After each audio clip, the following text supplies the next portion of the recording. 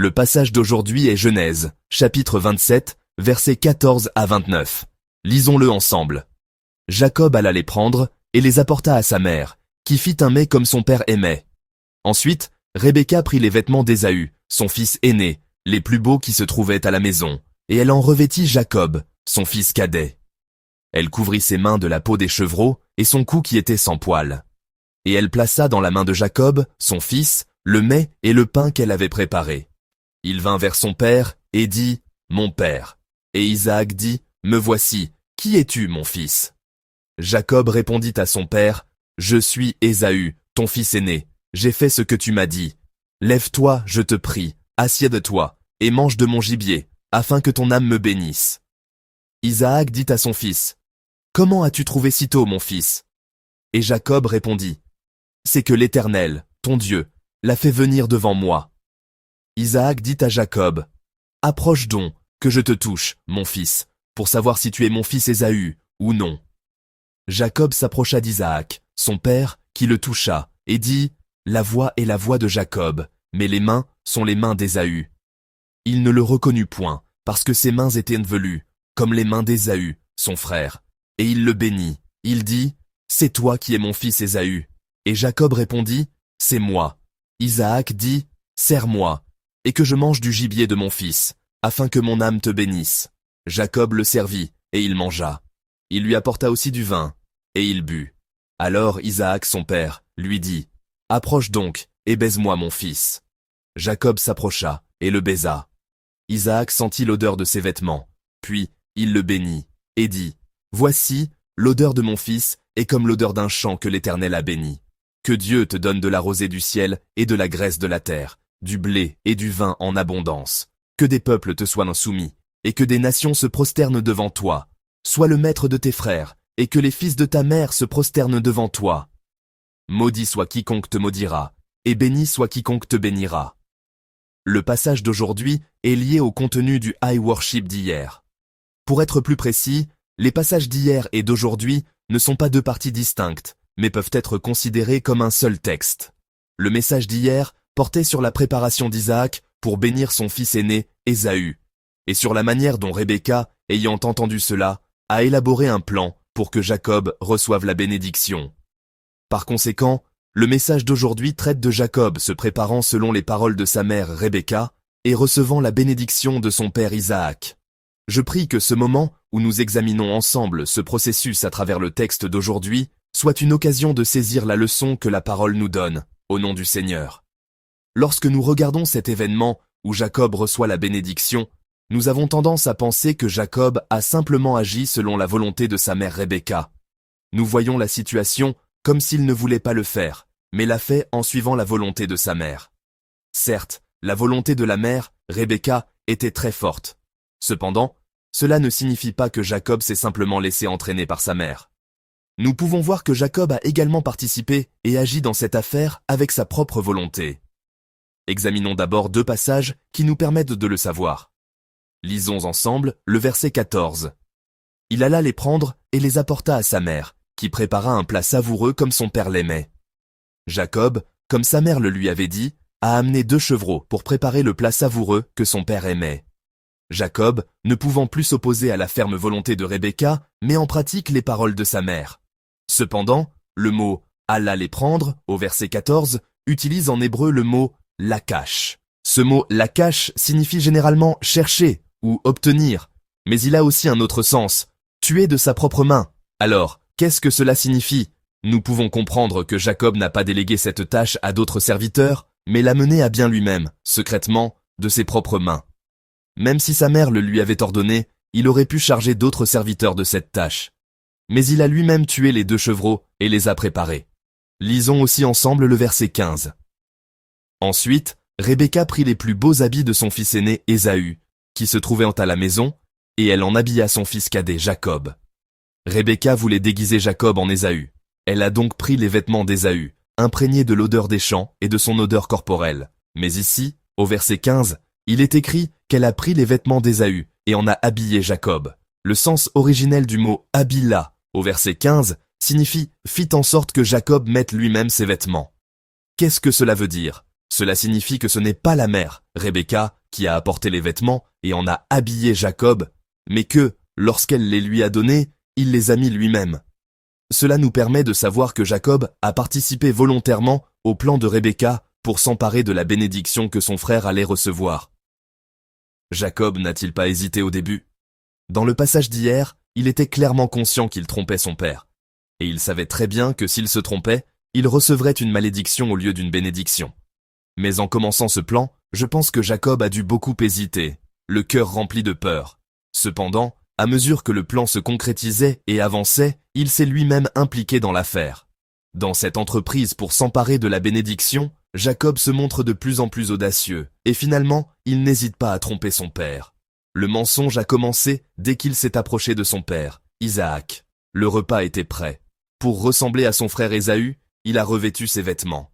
Craignant d'être découvert, Jacob, après avoir mis la peau des chevreaux sur ses mains et sur la partie lisse de son cou, se présente devant son père. Jacob s'approche en appelant son père, mais, aussi âgé et avancé en âge que fut Isaac, comment ne reconnaîtrait-il pas la voix de son fils qu'il avait entendu toute sa vie? C'est quelque chose qui ne peut être caché. Isaac savait déjà que la voix de ce fils qu'il appelait n'était pas celle d'Ésaü. C'est pourquoi il continue de douter et de se méfier. Il vérifie donc point par point si ce fils est bien Ésaü. Au cours de ce processus, Jacob ment à plusieurs reprises à Isaac. D'abord, au verset 19, Jacob dit 2 mensonges. Le premier est que, à la question de son père, « Qui es-tu mon fils ?» Jacob ment en disant « Je suis Ésaü, ton fils aîné ». Est-ce un mensonge possible? Sa voix seule le trahit déjà, mais Jacob prononce ce mensonge, et bien qu'il n'ait pas chassé, il ment en disant « J'ai chassé et préparé un plat ». Ensuite, au verset 20, à la question « Comment as-tu fait pour le trouver si vite ?» Il ment de manière absurde en disant « L'Éternel, ton Dieu, l'a fait venir devant moi ». Isaac, dont les facultés physiques étaient très diminuées par l'âge, a fait approcher Jacob et l'a palpé pour vérifier. Même après l'avoir palpé, il ressemblait à Ésaü, mais la voix continuait de le déranger.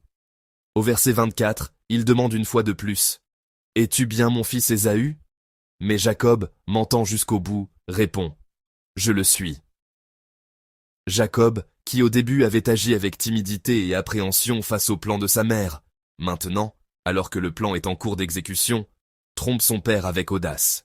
En voyant cette attitude de Jacob, nous prenons conscience de ce fait.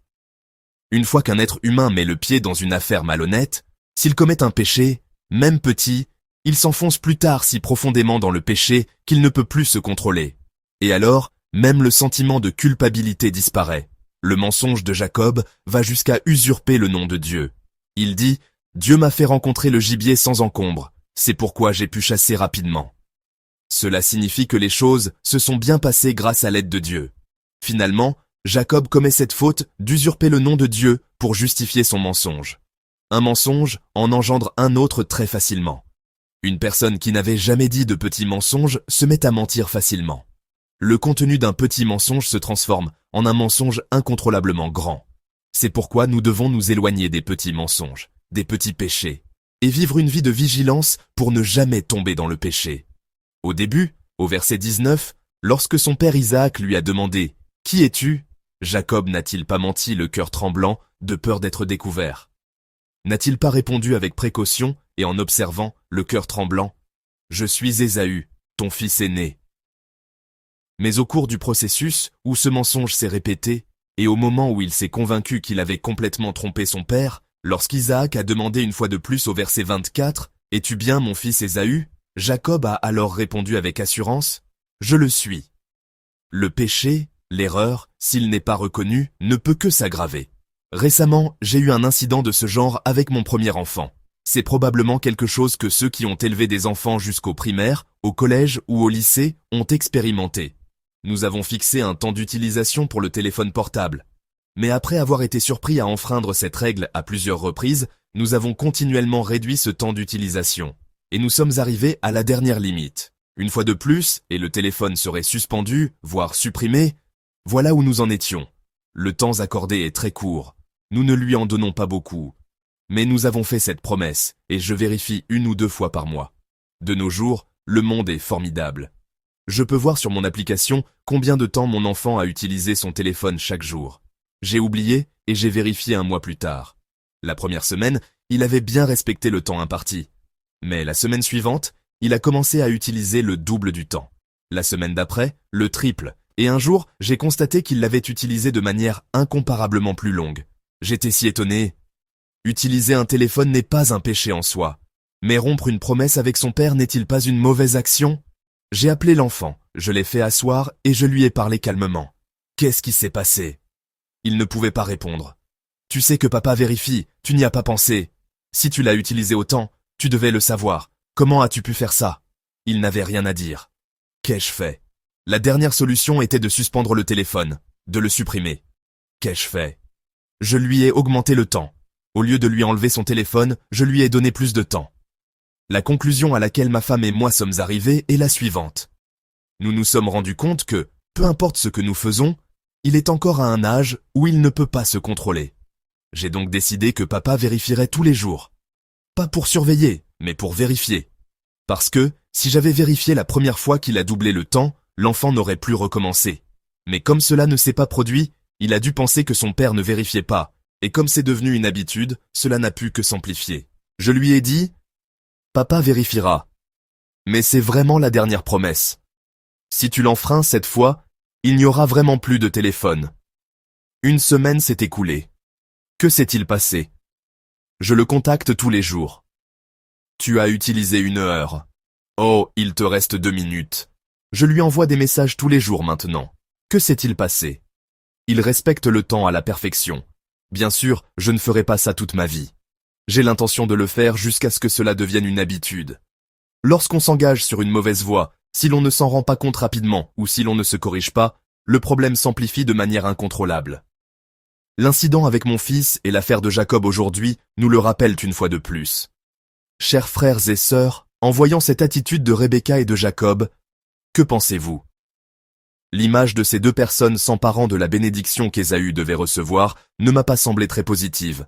Mais en regardant ce contenu non pas avec une pensée et des critères humains, mais avec le critère de la parole, le contenu du passage d'aujourd'hui m'est apparu différemment. C'est le fait que Jacob a récupéré le droit à la bénédiction qu'il devait recevoir. Cherchons et lisons ensemble Genèse chapitre 25, verset 23. Et l'Éternel lui dit, « Il y a 2 nations dans ton ventre, et 2 peuples issus de toi se sépareront. Un de ces peuples sera plus fort que l'autre, et le plus grand sera asservi au plus petit. » Vous en souvenez-vous? Quand Rebecca était enceinte, et que les 2 fils se battaient dans son ventre, Isaac a prié Dieu et a demandé. La réponse de Dieu fut celle-ci, « Le plus grand servira le plus petit. » Dieu avait déjà dit que le plus grand servirait le plus petit. Que la bénédiction du premier-né n'irait pas à Ésaü, mais à Jacob, il l'avait déjà dit. Alors, cette bénédiction ne devait pas être reçue par Ésaü, mais par Jacob. Cependant, Isaac, dans cette affaire de bénir ses 2 fils, au lieu de suivre la volonté de Dieu, a agi selon sa propre pensée, en favorisant le fils qu'il aimait le plus. Cet acte a détérioré les relations familiales. Mais Rebecca et Jacob désiraient ardemment la bénédiction de Dieu et ne pouvaient y renoncer. C'est pourquoi ils ont agi ainsi, en pensant « Même si je dois être maudit, je veux recevoir la bénédiction. » Tout comme Rebecca et Jacob ont aimé Dieu, tout comme ils ont désiré la bénédiction de Dieu. J'espère que nous nous souviendrons tous de ce cœur et que nous pourrons aimer Dieu encore plus, au nom du Seigneur. Seulement, en agissant ainsi, j'espère que nous ne le ferons pas avec une pensée humaine, une méthode humaine, ma propre pensée, mais que nous pourrons suivre la volonté de Dieu et agir selon le temps de Dieu. Dieu avait clairement dit qu'il bénirait Jacob. S'ils avaient attendu, il les aurait guidés dans sa volonté. Mais parce qu'ils n'ont pas pu le faire et ont utilisé des méthodes humaines, ils ont connu la difficulté de voir les relations familiales se briser. Nous devons vivre une vie qui suit la volonté et le temps de Dieu, et non nos propres pensées et plans. Et pour ce faire, nous devons vivre une vie de vigilance constante pour ne pas tomber même dans les plus petits péchés.